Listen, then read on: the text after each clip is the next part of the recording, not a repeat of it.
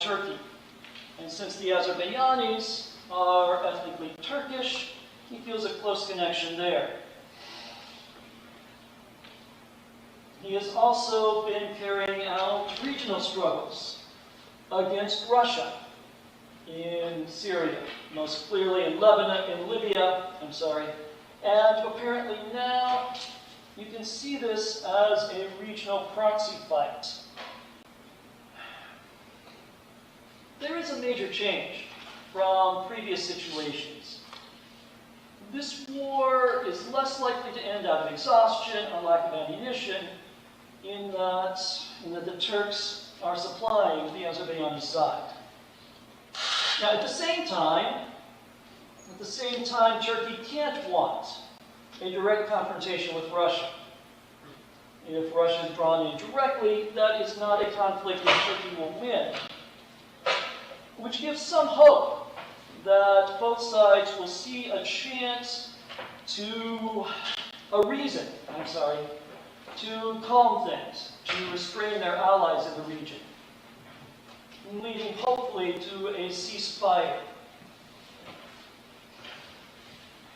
But that's not enough. We've had ceasefires in the region before. Even a strong ceasefire may only mean generational war. Every 30 years, another major war, which is not something anyone wants. You can expand this to looking at the even broader scale, from the regional to the global. And as I said, there are, at the international level, organizations that are supposed to be responding. The OSCE Minsk Group, led by France, the United States, and Russia, is supposed to be negotiating a longer-term solution.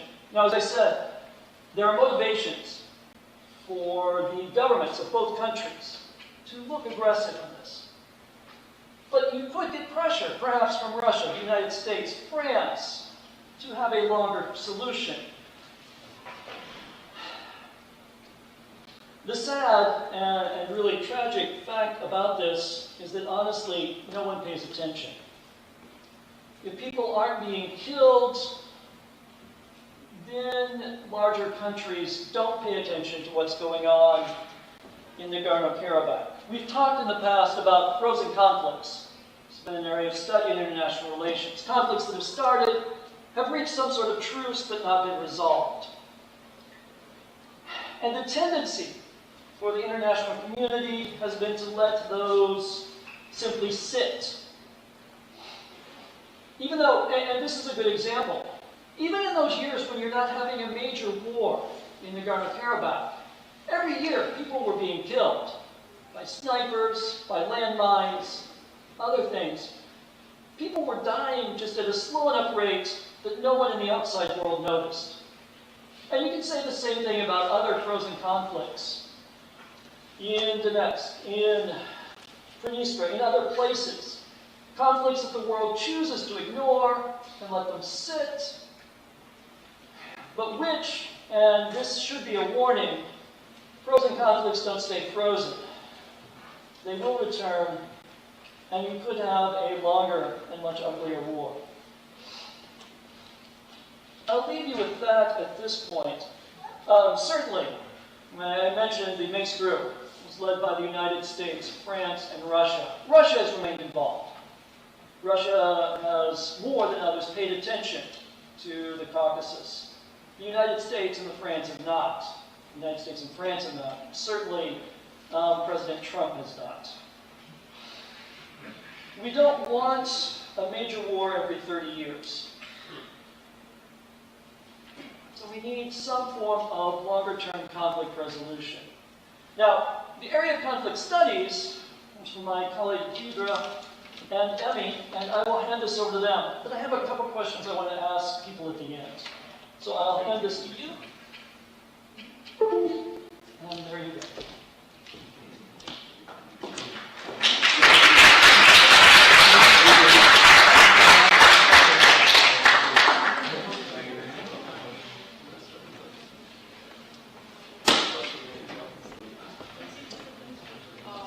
Do you want to Can you hear me? Yeah.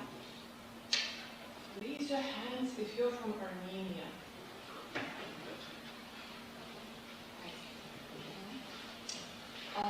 Okay, I have just a couple of slides. And to start with, I would like to say, if I could, I would show a yellow card to all fighting sides. And most of you are thinking about football or soccer, right? The yellow card, the red card.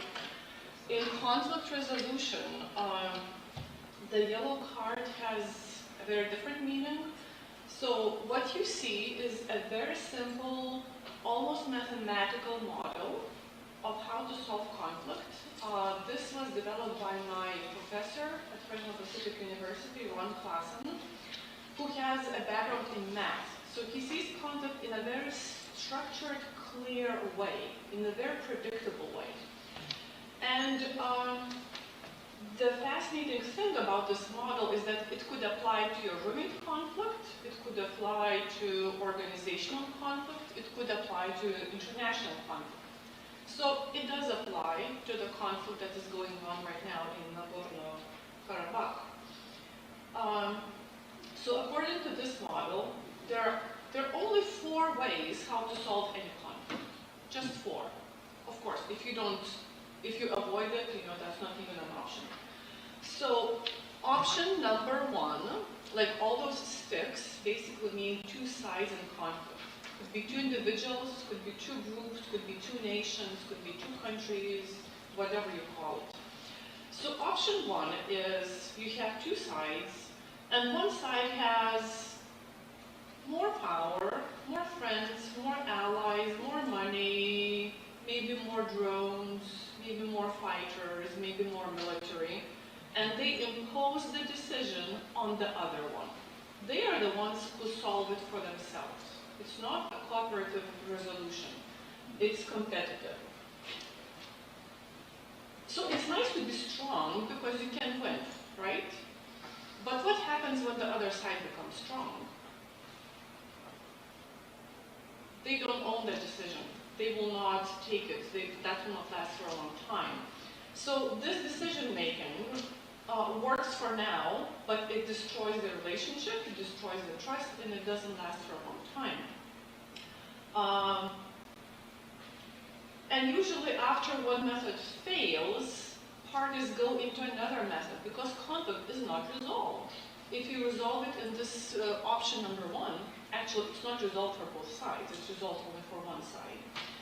Option 2 is when 2 sides have a conflict and they agree that the third party, whom they trust, can resolve their situation. They both allow them to make the decision. They give them the power to do that. So it's good that the third party is very wise and neutral and looks in depth at the situation. But if they don't, again, that resolution will not be long-lasting.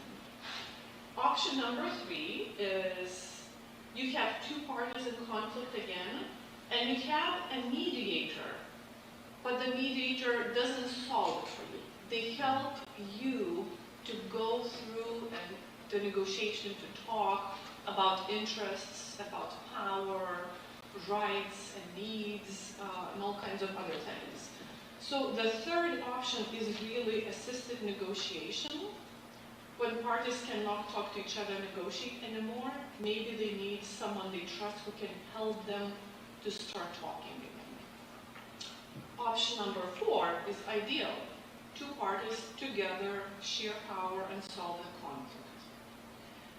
So at which stage do you think the conflict is right now in Nagorno-Karabakh?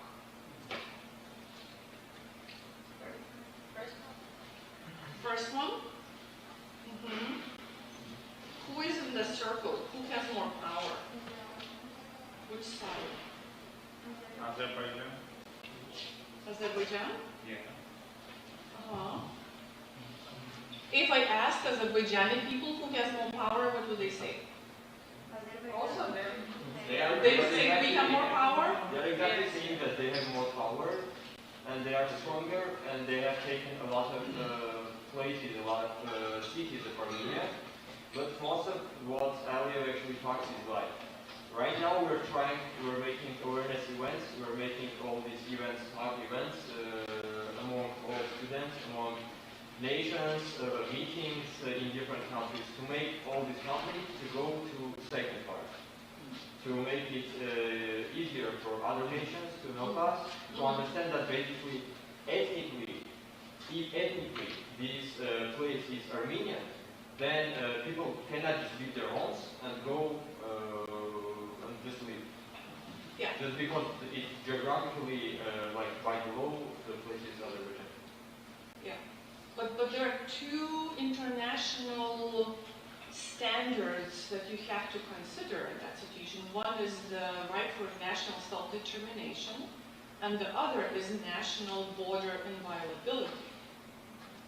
Two things, not one. So one side emphasizes one, another side emphasizes the other. So let me continue. You know, it is quite complex because you have not only four options, you have perspectives from two different sides and issues that they have accumulated.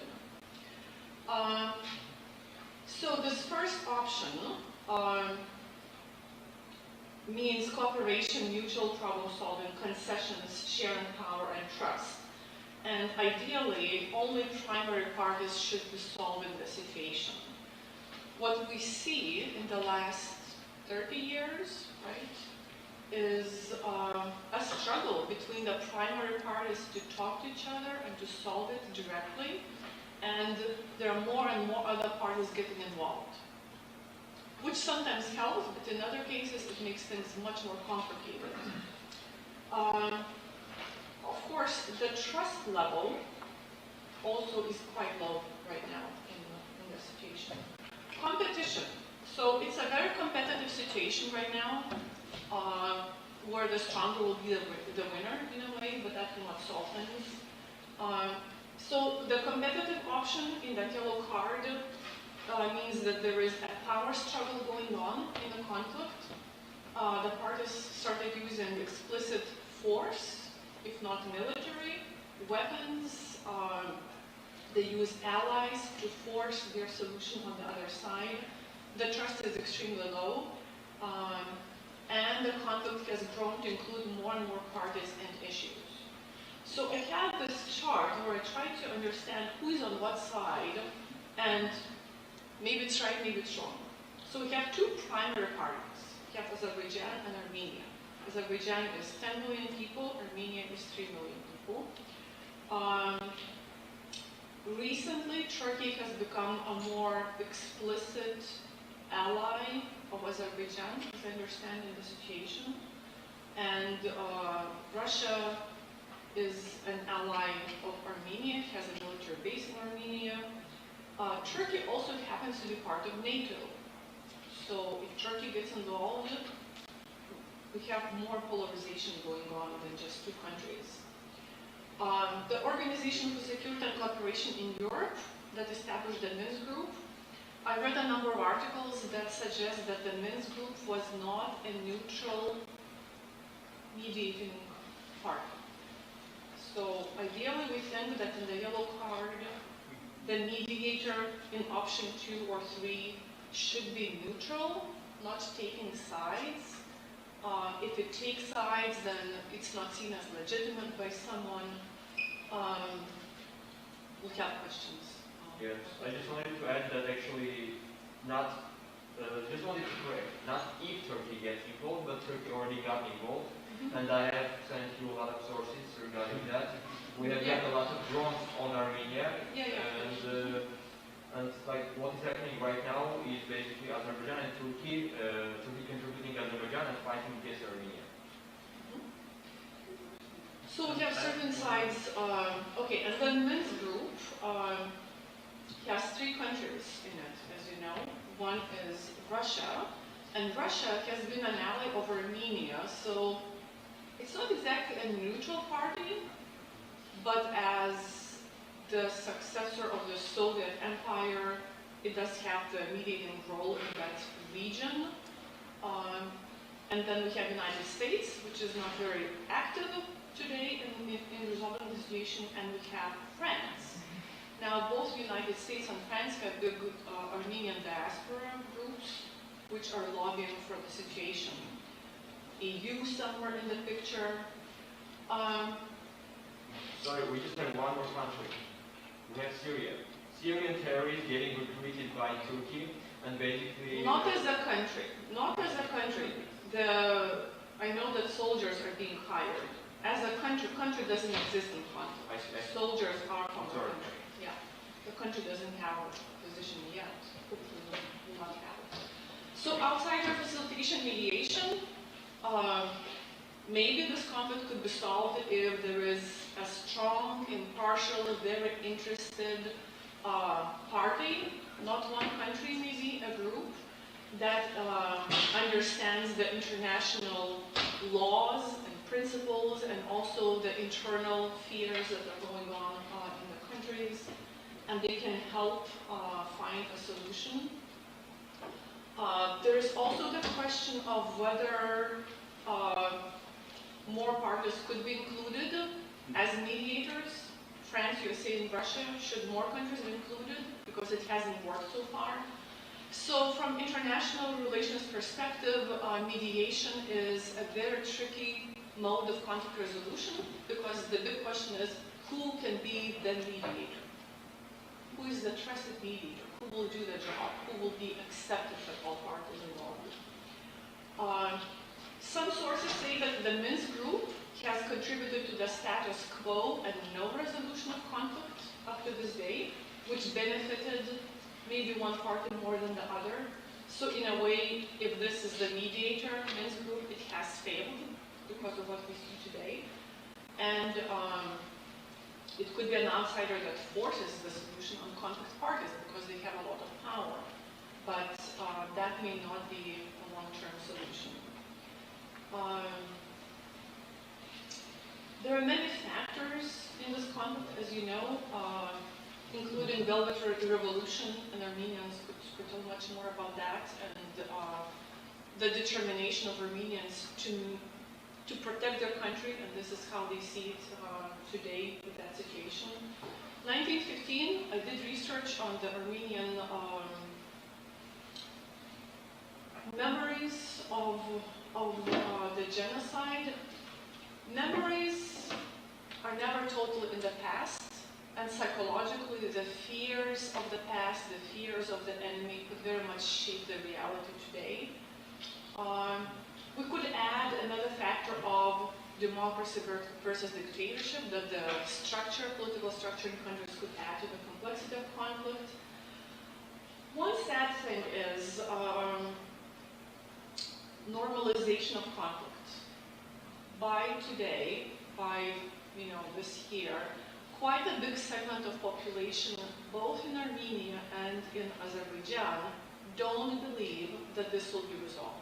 They have accepted it as a normal, ongoing situation that will always be present. And that doesn't help with being active and demanding and expecting a resolution. There are also entrenched very hostile beliefs about the other in both sides. One article I read said that maybe if whichever side could ensure the human rights and security to the minority, whoever the minority is, there wouldn't be a war and that big fear. So no one wants to be a minority, and they're fighting for survival, for perceived survival.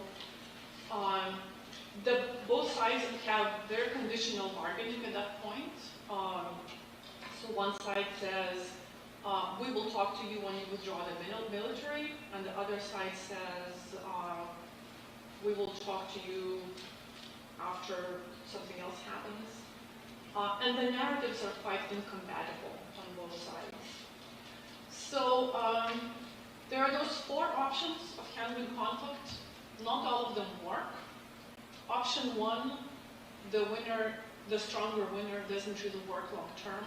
So we have to look for resolutions that are more inclusive, that are more dialogue-based, and have more effective mediators, perhaps. So I hope this contributes to our understanding of what paths the conflict could take without too many details. And I will pass the mic to my colleague, and I think we'll have a discussion after that.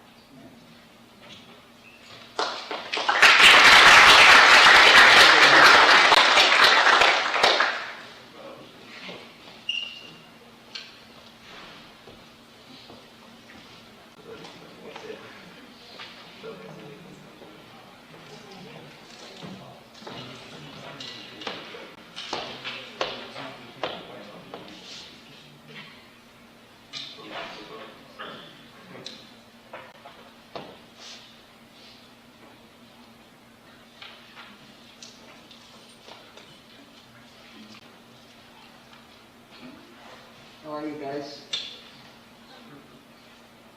Good evening. And it is good evening indeed. But in some places it could be sad evening. Yes, indeed. In some places it means grayness where you don't have sunshine. Meaning people are suffering. People are in bunkers. I wonder how many of us have been in bunkers before. When I mean bunkers, I mean war bunkers. Sheltering over shells.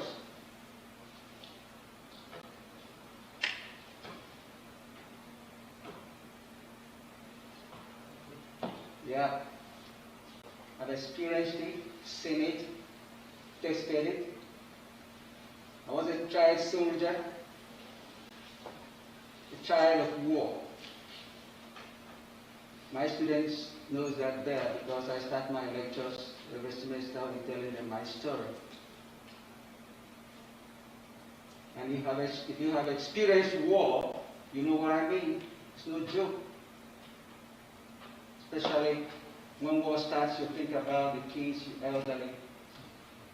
And that is where it sends the message and it helps. When you live for 1 week without food, without water, you know what I'm talking about. When you don't need to go to school again, but you go under the trees and shelter. You know what I mean? As kids, when you are taught to carry grenades, carry AK-47, dismantle and put it back. That is what scholarship meant for me in those days. So we are talking real things here, guys. I want to take you guys to somewhere. I want you to feel it. I want you to see how it hurts to be in conflict. When it happens during ethnic conflicts, hatred is not in short supply.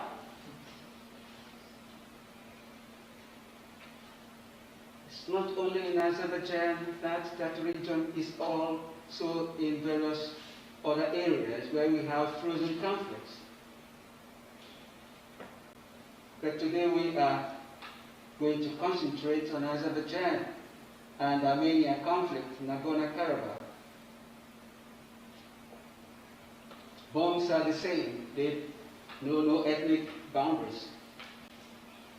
And that is why those who wage wars should wage wars non-violently, wage wars with constraint, knowing the consequences of wars. It's easy to start war, but difficult to resolve conflict, amicably. So, permit me, I will take us, if you like, from the last to the first. I would like to drive us straight to 1994. 1994. Our truck will drive us. And that is the bus stop. What happened? When the war ended in 1994, and that agreement was reached. I want to get us closer to the lessons I learned, and I want to share it with you. And if you have any question on that, please, add to what I'm saying. The lessons of the war that ended in 1994 should be taken into account before we start talking about the conflict of today. That was when the mistake started. The conflict management experts, the negotiators, the leaders, they got it wrong. They missed that mark. After the war, there was no serious, large-scale international effort to prepare the population for what? For peace. No serious international effort was there available to prepare the Azeris, the Armenians, for peace. And we wanted peace. And we got ceasefire. For what? We got ceasefire for respite. To think differently. And nobody thought this group of people, these belligerents, these victors and the vanquished, about culture of peace, what peace meant. If they had known this, we could have taken all this power from the devil and the conflict of today. Nobody told them that peace starts from the heart. We have to love each other. We have to work together as people, irrespective of our ethnic differences. Because in essence, ethnicity does not cause conflict at all. That we are different does not mean that we are fighting. We're going to fight, no.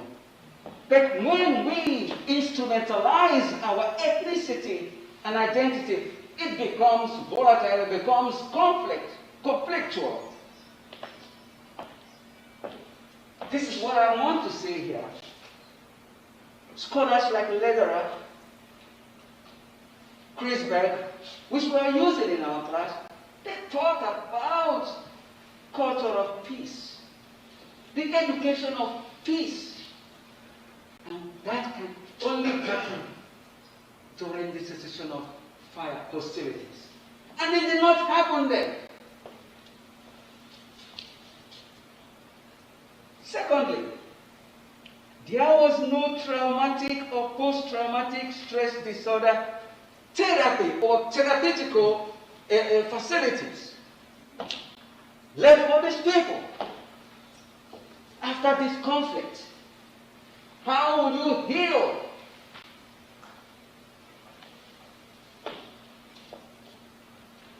Guys, we are talking about post-conflict scenario. Countries coming out of conflict.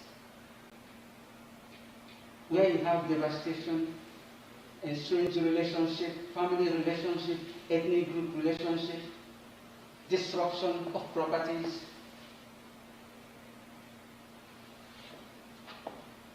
And we have also soldiers coming with all kinds of mental problems. None of these guys were given opportunity to heal.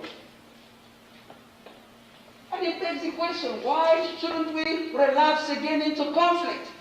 We are relapsing into conflict because we miss this opportunity.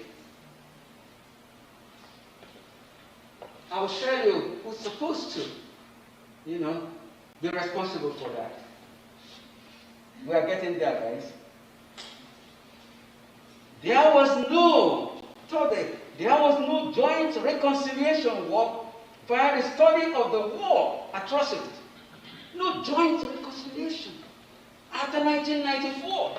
And we are still here in the same mill, in the same port. Scientists, scholars never studied that, never borrowed a leaf from places where conflict was amicably restored via reconciliation. They did not do that. They did not prepare the people towards reconciliation, forgiveness. Two ethnic groups living side by side. Probably some must have intermarried. You must have played football, soccer with some of them. You must have grown together going to school. Your parents know them, and you cross the rivers, you pick firewoods, and go over and graze the animals. Guys, but this is just what it's involved. That was missed. No reconciliation efforts. Next, the sides of this conflict were left alone to cope with the situation without much international support. Without much international support. They avoided us. They avoided the people of Nagorno-Karabakh, Armenia, and Azerbaijan, the international so-called Minsk group, avoided us. They avoided us.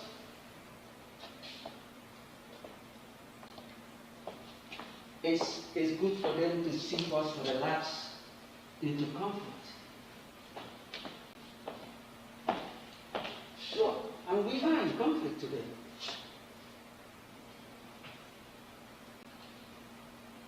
Another point here is that the belligerents, instead of having healing, started building hatred against each other. The belligerents started building hatred against each other because there was no therapy, there was no reconciliation. What we had was this rhetorics from Baku and rhetorics from Armenia leaders trying to position themselves, trying to stick fastidiously to their position with all the claims they've given to people. The war is going to be on our favor. Now let us go and win the war. They got trapped. Both countries are now entrapped. Entrapment is typical things you don't want to see in conflict. Because when you got entrapped, when nations are entrapped in war, retracting becomes difficult. Because you must have invested in that war. Yes, guys. Hatred, therefore, is not in short supply today.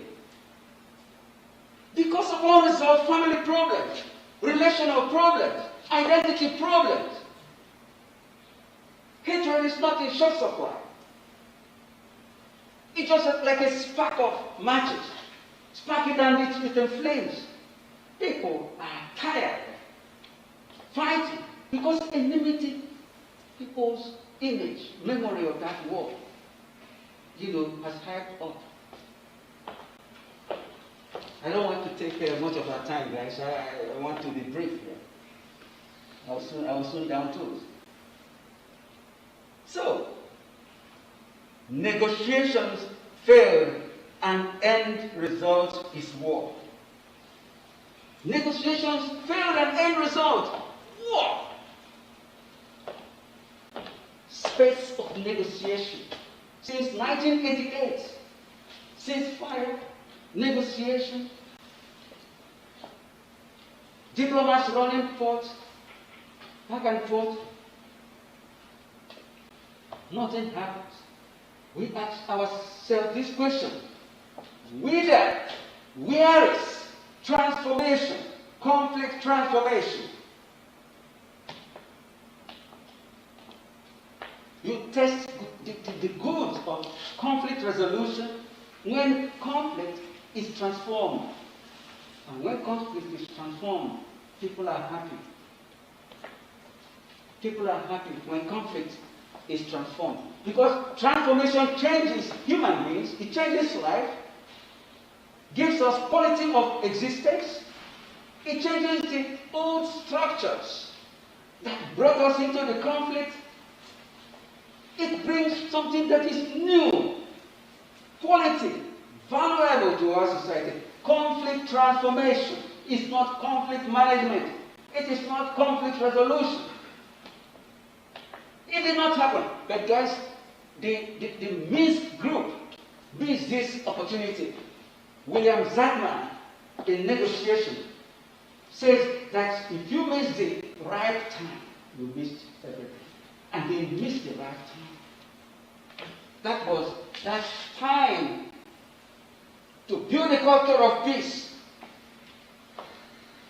transform the minds of the people. So, today, we are discussing this conflict. It's exacerbated because one of the parties attacked the other. Who attacked the other? Nobody knows. Nobody knows. But whoever did that must have done that calculatively, must have escalated a conflict. Because escalation does nothing but in escalation. It's a strategy of warfare. You try to escalate to check the pulse of your enemy, your opponent. How is he doing? But you equally constructively escalate a conflict for constructive management. But sometimes it's better to go ahead. Sorry, sir. Actually, everybody knows what happened on the Nagorno-Karabakh. We have official sources, and basically in the video, Aliyev himself says that they attacked to just bring their land back. They attack to bring their land back. Yeah, their lives back. The soldiers are doing their work, and that's how it should be. Yes, they attack to bring. Why did they have to attack? They escalated consciously for something. This war had been there, frozen. Now it is unfrozen. Yes, Gary. But we should also consider that for the Azerbaijani government, this war is being used also to control the political situation within their country. Because it is so corrupted, it has been many times also proven that Aliyev is using this war in order to move the attention from what is happening inside. Sure. I know it happens in war. And that is why it is strategic. You don't just escalate for petty reasons. You escalate for gains, for purposes. And somebody escalated that. Why should that person choose this time to escalate? This is the question we're supposed to be asking. Why they chose to escalate at this point? Did they escalate because they thought they've gotten some armaments, new weapons? Did they escalate because they thought they have leverage? They can fight better than before? Go ahead. As Dr. Newman mentioned, we're talking about the ideology of hunter-kill, which includes the idea of basically having all Muslim countries killing all Christian countries, and basically having just overall power of Muslim countries. And this is the idea why these aggressors are attacking Armenia, and this is going to continue in the worst way. It's going to be a wider war that is going to affect all Christian countries. As you have mentioned, there were a lot of ceasefire, but it was always denied, right? It was, it was not denied for first time by Azerbaijani government. More than more than 2 times, but like the major ones are 2017 April and this the thing that happened last day. And we clearly see that both Armenia and other countries want ceasefire. Russia is making ceasefire, but Azerbaijan denies that and attacks Armenia again and again. What I don't want to enter into is that religious tone. I don't want to know who is on the Muslim side and who is the Christian side. But what I say that if the eyes start crying, the nose will cry as well. We are all human beings. We are all human beings. And this is why conflict transformation works. That changes people, changes perception, and misperception that caused the war in the first place. It is that misperception that tells us, oh, these are Muslims. Oh, man, Jesus, I'm going to attack us. No. It's just misperception. It takes two to fight a war and also two to reconcile a dispute. If you are a victor, you need a vanquished to sleep very well after conflict. So it happened. They escalated it for certain reasons. They want to make some gains. Whether they will achieve that, nobody knows. But one takeaway is that conflict is not good. And such conflict that is in that region needs constructive management. It needs constructive dialogue. And what does that mean? Very much integrated will be the nature of that dialogue.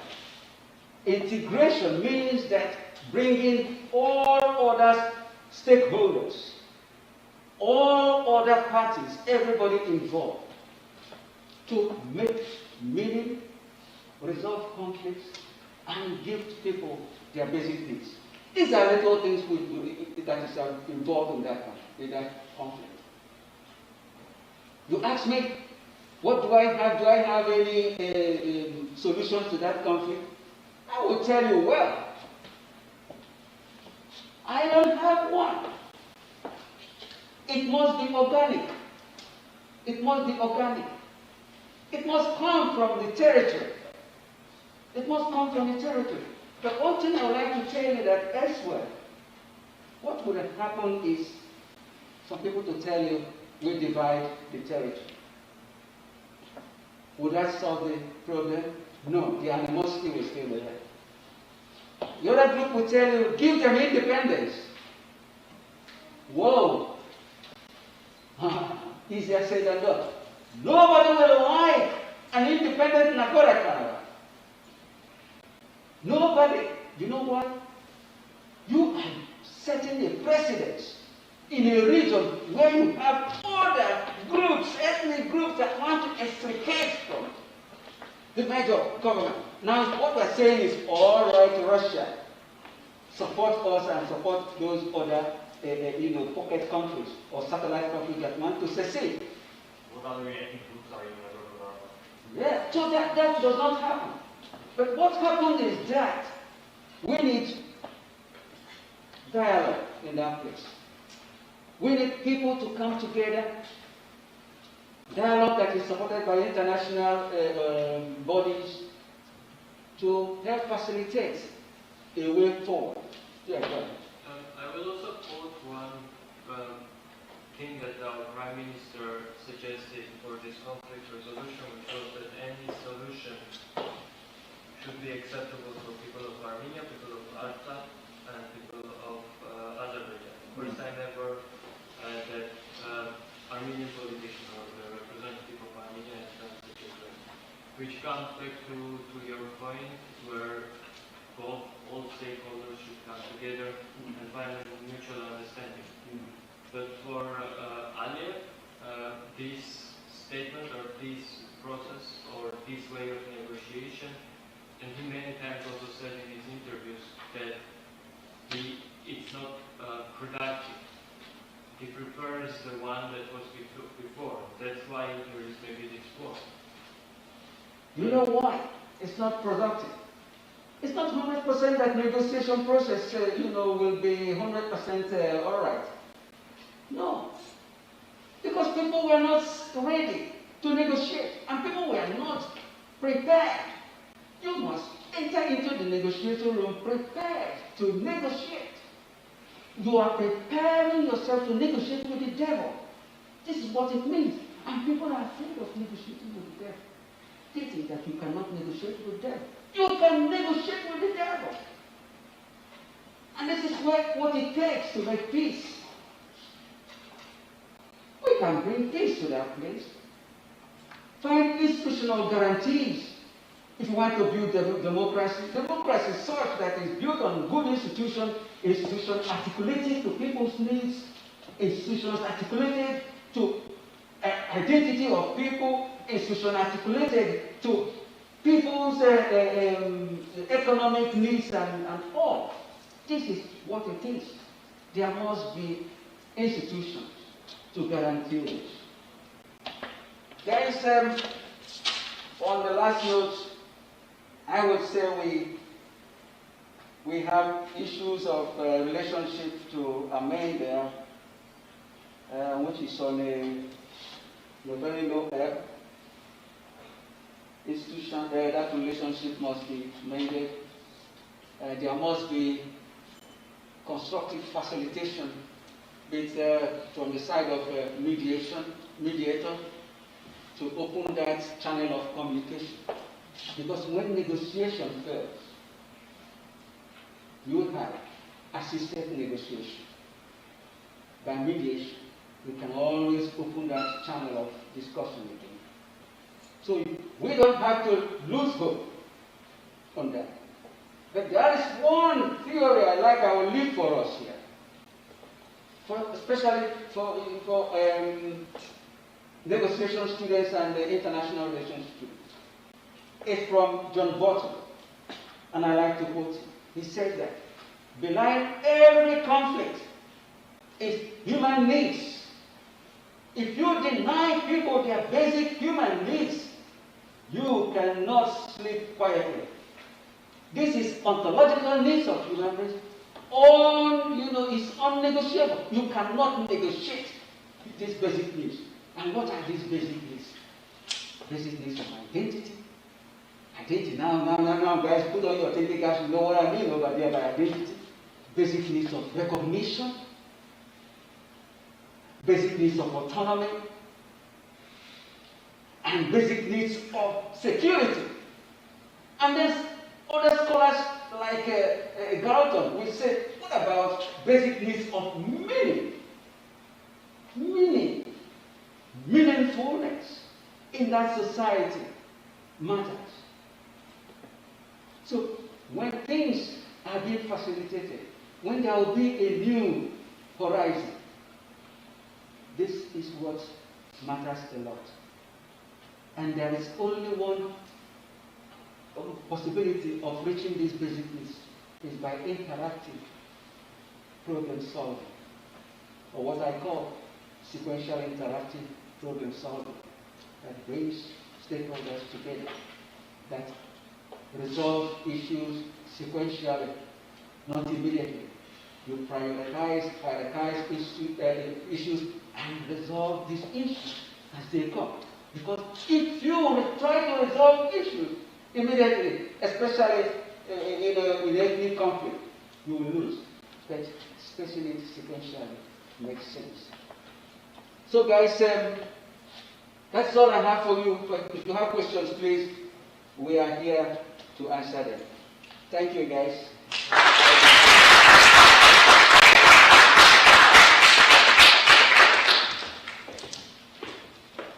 So I hope some of you can answer this. I thought of it as I was listening to your discussion. What does the future of Armenia and Nagorno-Karabakh or Artsakh, what does it look like? What do you think it looks like?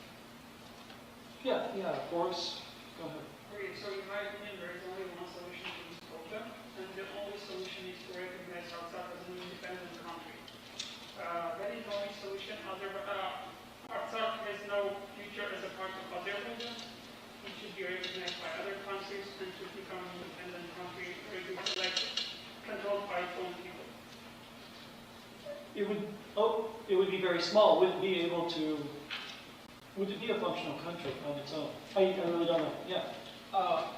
Artsakh de facto and the jure are not recognized is not recognized as an independent country. But when we are talking about Nagorno-Karabakh, we don't say it's an autonomous part of Armenia or something.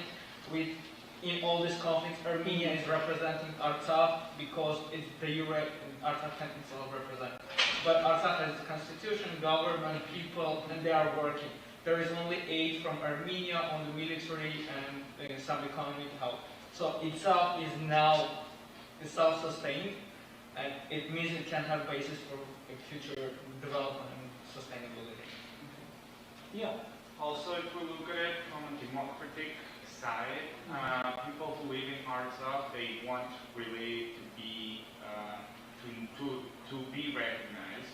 Let's call it that way. So, yeah, if we are talking and we are living in 21st century and we want to help people and countries and not to have people dying from both sides, we probably should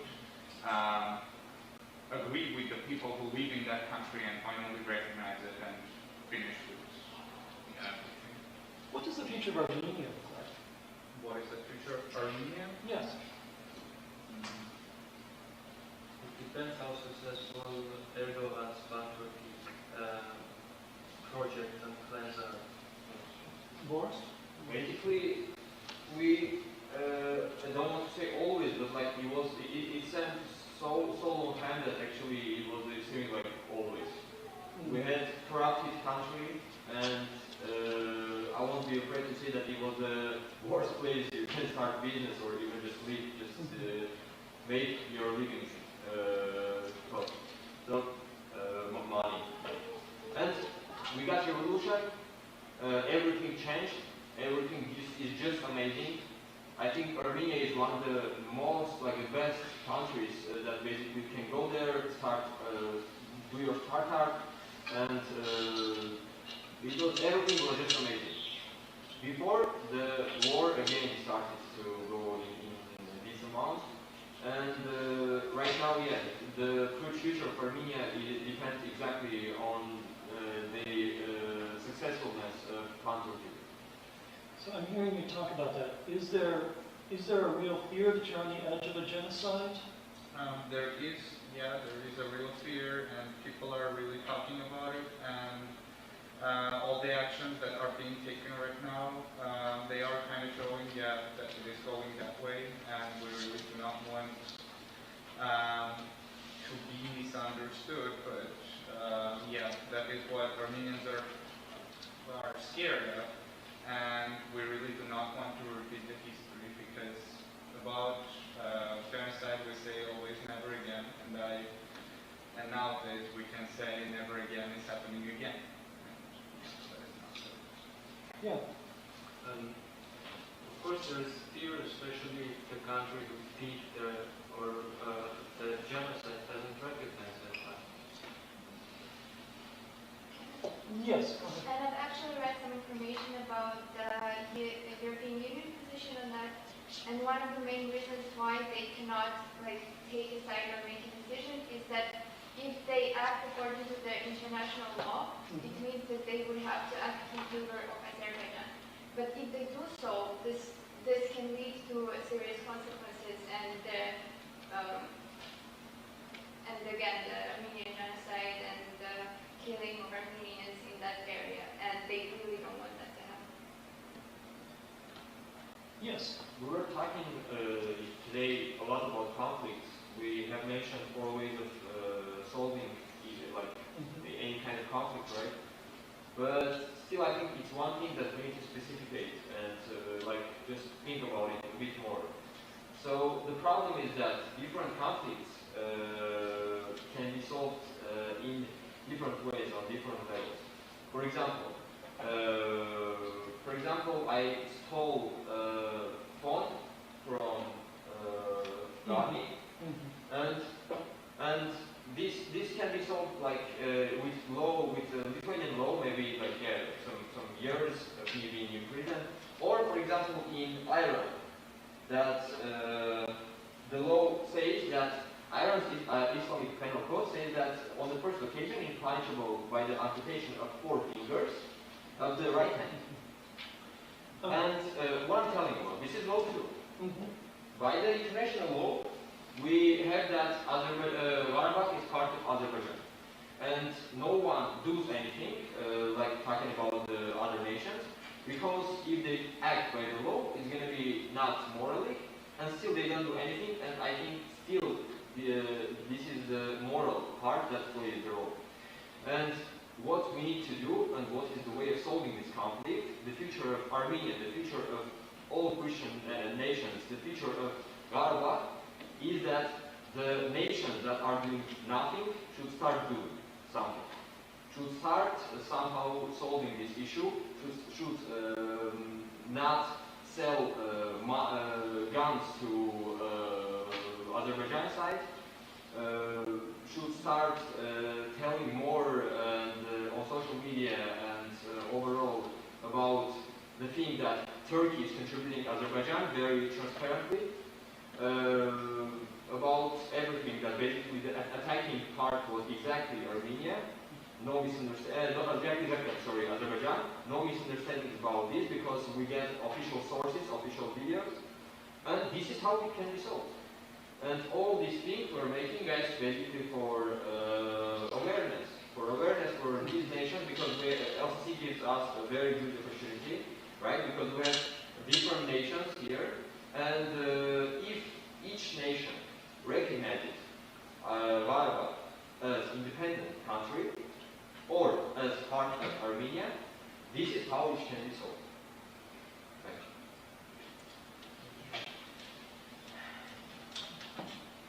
And can that principle apply to all other conflicts in the world in the same way? Okay, so basically we're living in 21st century, and I don't know how you think, but I think if people are dying for any kind of conflict, it's not correct. It's not the way it should be. Again, both from Azerbaijani side and both from Armenian side. But we have very certain information about aggressors. Who were the aggressors? Who were the people who were denying ceasefire? And who are the people who still want peace? And as Armen told, even our Armenian representative told that we want any kind of solution just for the peace. But Aliyev doesn't want any other solution than the war. So if we have the same conflicts in other places, in other countries, regarding our other things, other events, then yes, we can solve in this way. But I wonder, like I'm peace studies, right? I wonder, do you believe, all of you, that a conflict can be solved in a military way? Conflict? Usually military option is thought of at the tip of the iceberg by the political elites. No people want that. No population wants that. We pay the price. 30,000 died in decades ago. They believe it. The politicians believe it. That's the way to do it. Do you believe it? Do you say it works? Does it work? Like all of you, does it work? What are we saying as populations? Does it work? Could I ask a question? So basically going back to the yellow card thing, so we saw 4 solutions that you showed us, the solutions that we can basically use to solve this problem. But right now we are kind of seeing that none of these solutions are working because Armenia and Azerbaijan cannot have a conversation together because none of them really wants anything to say. That's the first thing. The second thing is that none of the countries really want to get into that because they don't really want to make their country, to get involved in different things. And also, even talking about Russia tried to kind of solve the problem, but like this time it got kind of further than everybody expected. So yeah, we don't really have a solution there either. So this leaves us with nothing. So military, it's not that we are trying to solve it in a military way. We are trying to protect the country from people to come into that place and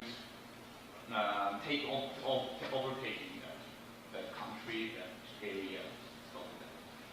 So people.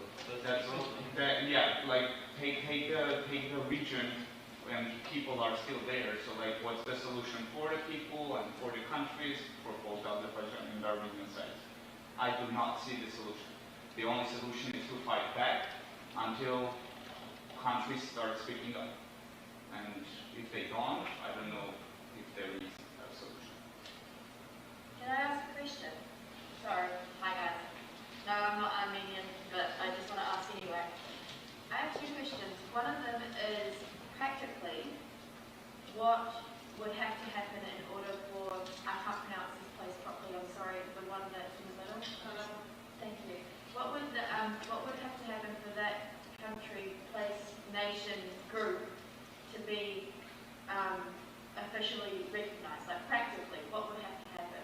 And my second question is, as IRD and conflict resolution, conflict transformation, conflict studies, peace studies professors, what do you see is a viable long-term solution for a situation, like not necessarily just like well, a solution like for a problem like this, but for other problems that could be like this in the future?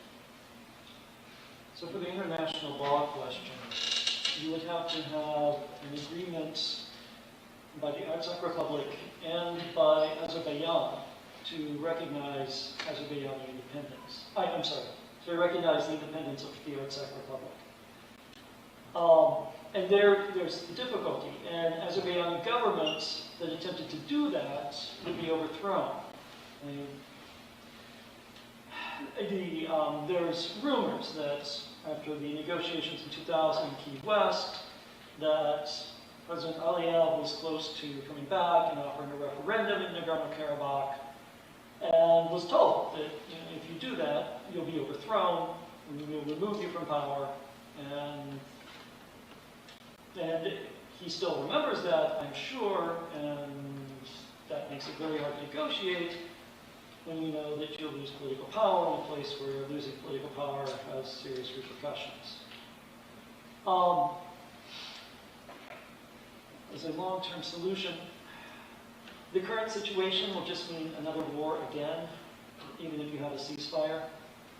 So I wondered, from your Armenian, you have a better idea of this than I do, is there anything Armenia could offer to get agreement from the Azerbaijani side in negotiations? Yeah. This is something that Armenia was offering also a lot of the time. It was having independent or international people evaluating the situation in this border to see who is the aggressor, who is breaking the law of the ceasefire, which was always denied by Azerbaijan. This would be the first step. So basically, as we can see from official sources, that the only country that was denying the ceasefire was Azerbaijan.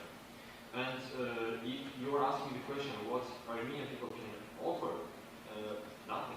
Because even if we offer, I don't know, half of Armenia, still they might deny the ceasefire and fight back for the other half. So you cannot offer anything to a liar, right? But from the discussions we've had about conflict studies, a lot of it depends on the ability to negotiate. And if there's no ability to negotiate, then what is the future? I can give an example here. Please. It seems I've never seen violence resolving a conflict. Violence cannot resolve a conflict because violence, I know, begets violence. And in international relations, it will be a precedent for something like this to happen. I'll give you an example.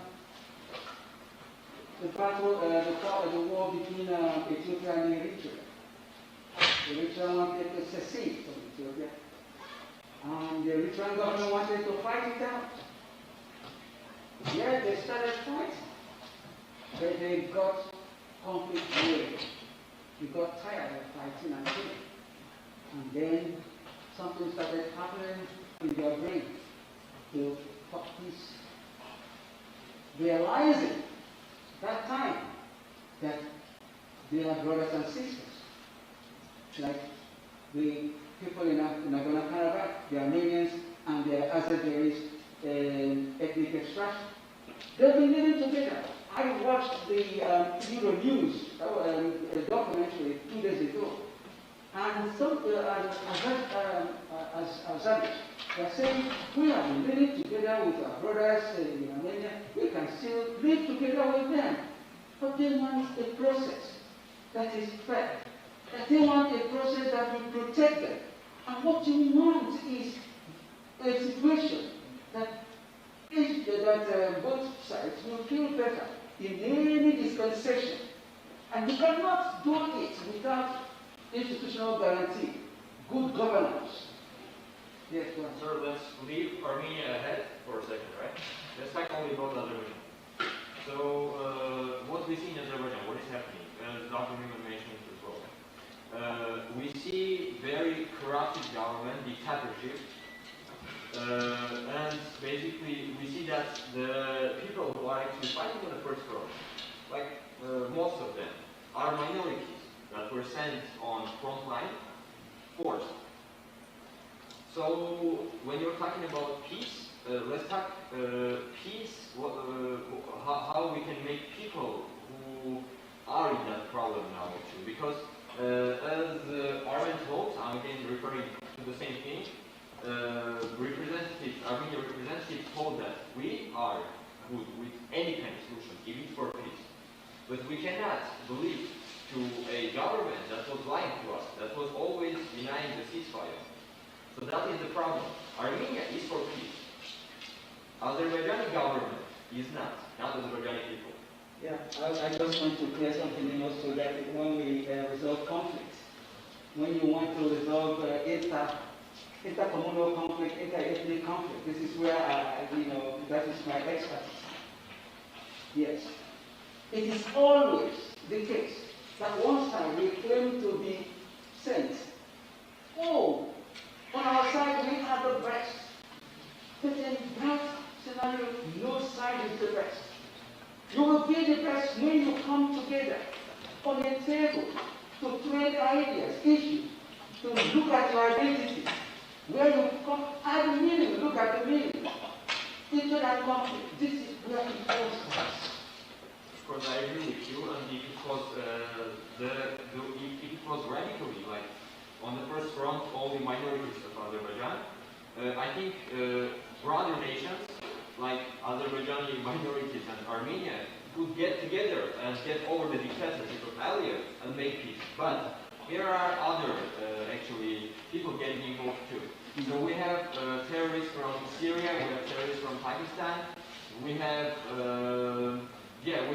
basically Azerbaijani terrorists who are believing in the idea of fighting like till the end, that can bring the needed peace on behalf of like just keep killing everybody. So that is why I think Armenian people and Azerbaijani minorities cannot do anything with these things. So the only thing that we can do if we go with the solution that you give is that all nations should help Azerbaijan to get over dictatorship. So this is the way we should get Not over. only Azerbaijan, all nations should help both sides, Azerbaijan and Armenia. Armenia doesn't have Because you cannot make peace alone.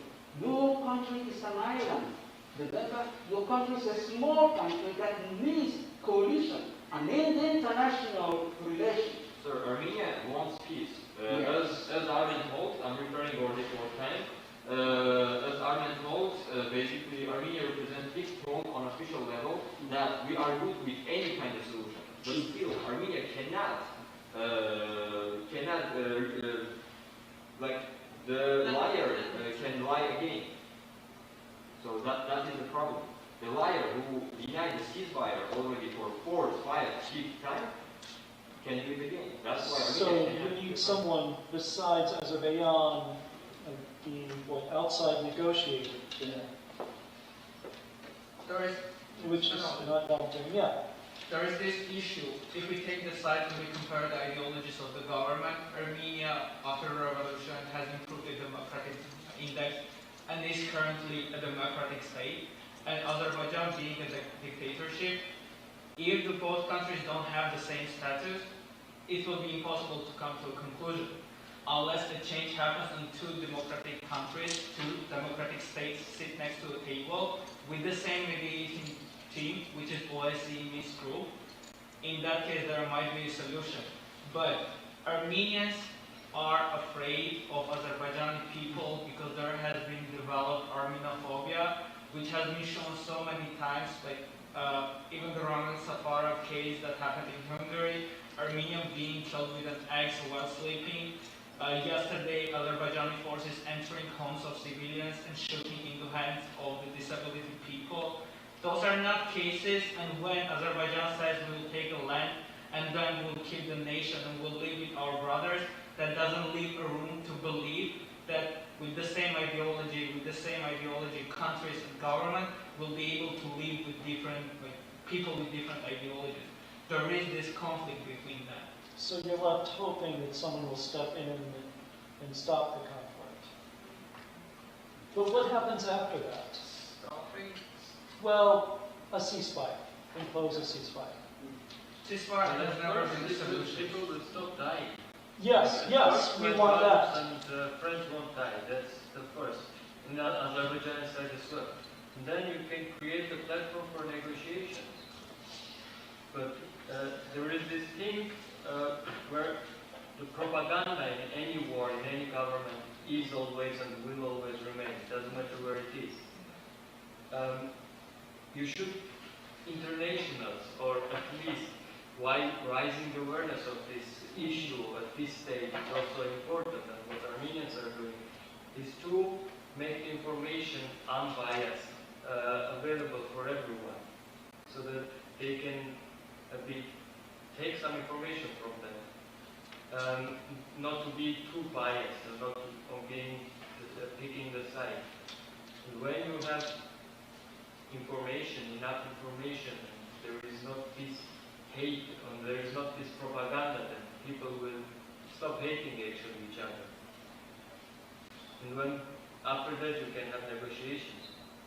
But this conflict is also very difficult because it goes back to 1915 when there was genocide and it wasn't accepted, recognized by Turkey. This situation could have been with Jews and Germany, but they accepted that and they are up to this day paying a lot of money and as a sorry. Of course, the money doesn't make it look good, but they are accepting, at least they are telling that Hitler is evil. And the Turkish government does not recognize it. Yeah, that starts from there. Let me ask you a different question, since we have many of you here. What's it like trying to study with this going on in your head, in your country? What is that like? Yeah. It's really hard. Yesterday we raised that issue. Because it's really hard to know that your brothers or siblings are serving and you don't have any connections because they're in the front line, there is no way of communication. And every day in the morning you wake up and you just go through the list of the people that lost their lives. Trying to find the names that are not familiar to you, it's really hard. And you just you may be studying or just get a message or something happened in this situation and you don't have news, or you already know someone got injured and you are mentally there. You can't be physically there because you also feel you need support and those people there need support. So this is something that we don't feel comfortable in being right now. Yes, Robin? Yeah, I want to bring a different perspective here. In every situation like this, either you take Armenia and Azerbaijan, or take Pakistan and India on Kashmir issue, or the most famous are, the most famous is Israel or Palestine. even the governments want to get to be on a table, to propose something or to develop a peace treaty among them. There are super radical and nationalist groups inside the countries who provoke people to go for war. Now these governments use those people to create an international scene. I mean, this is my opinion, which can be wrong. And the work that needs to be done to resolve the conflict should start inside the nations to change the mentality. I was shocked when 7-year-old kid told me that one day there will be a total cleansing of one religious group and the other religious group will take over. And I was amazed how this hierarchical conflict is being transformed into the generations. I think this is the problem. We need to, and governments need to monitor what are the teachings being taught in their religious institutions, what is their educational level of awareness and history, so they can actually make ready a generation which is non-discriminating. So these nationalist groups needs to be targeted within the countries, and if any nation has a clear and honest desire to come to peace, they cannot attain peace with each other until and unless they will develop peace in their own nation. So you find that there are some nationalist powers in each country, and they are that powerful that they can basically continue the war. I believe it so. I believe it. I think it's not working. And governments use those groups when they want. As you mentioned that Azeri government is using this war to distract people's attention from their own problems. I think it's not logical at all, because nationalistic groups cannot be the head of the power. The head of the power is government, and but in this case, in Arab's case and Azerbaijan's case, as Yago told, we have different cases. The thing is that in Azerbaijan it's dictatorship, in Armenia it's democracy, and that's why that is what is happening. But if we talk with Azeri people and Azeri leadership, they would say that it's totally opposite. So it's more like a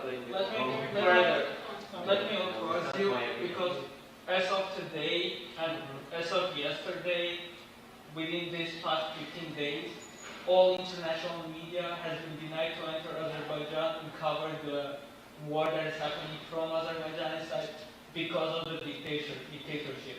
And the other way around, that was the only way to cover and raise awareness about the issue, was through Armenia and through the entry from Armenia to Artsakh, or Nagorno-Karabakh, however you want to call it, to cover all the situation. This speaks about the positioning and the ideology of the countries and what they don't want and what they want to reveal to the society internationally. If I can speak to what Robin was first saying, if I understand you right, you're saying that radical groups within a country can sometimes shape policy even if not everyone agrees with it. Or influence the government to shape policies and provoke people to be ready to war.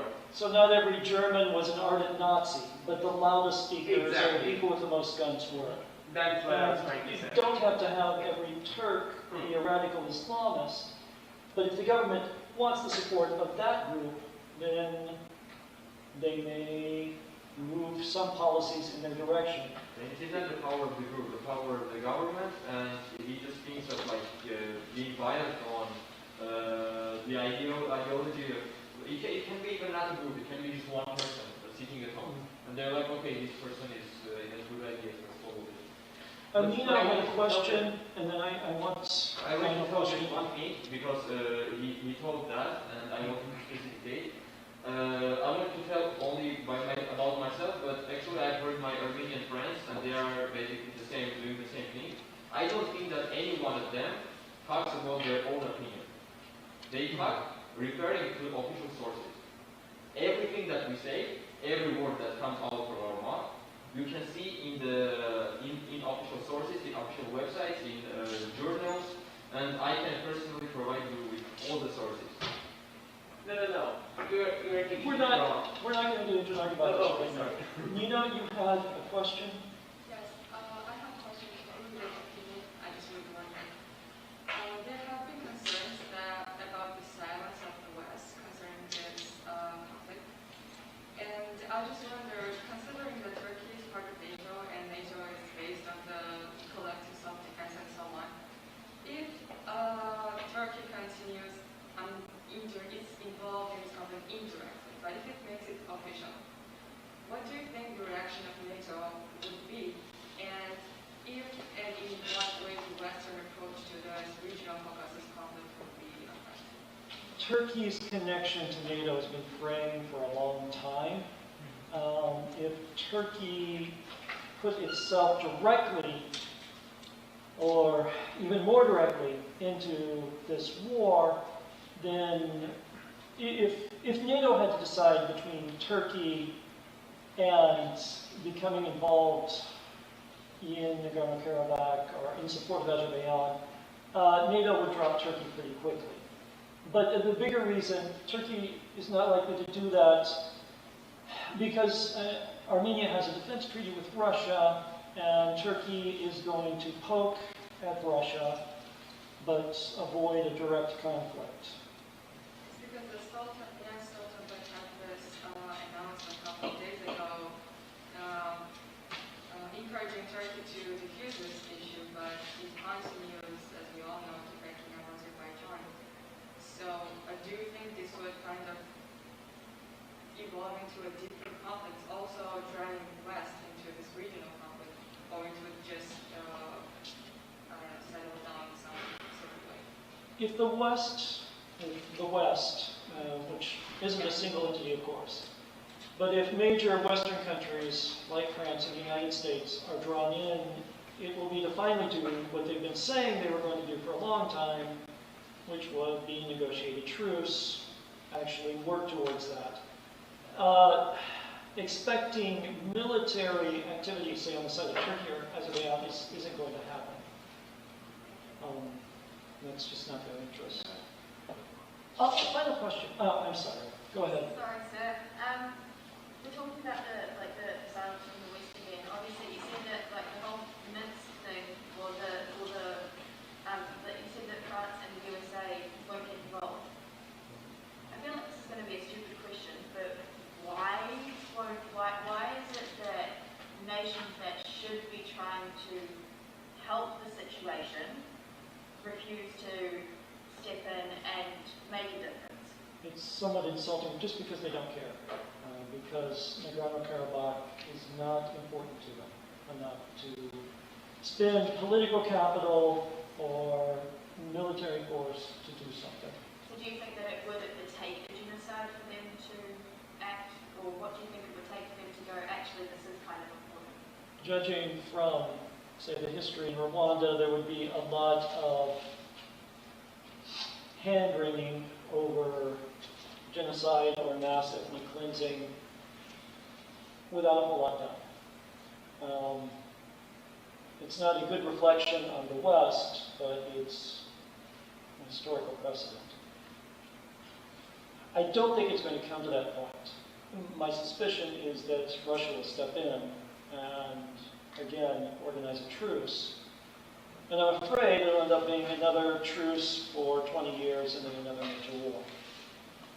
But that would be my prediction as to what would happen. If Russia gets involved, then everything's fine and dandy and No. But as people have said, at least the shooting stops.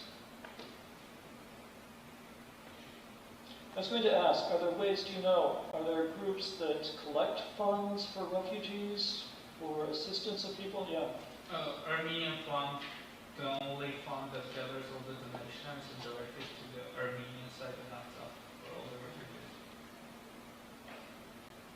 And is there, I assume they have a website? Yes.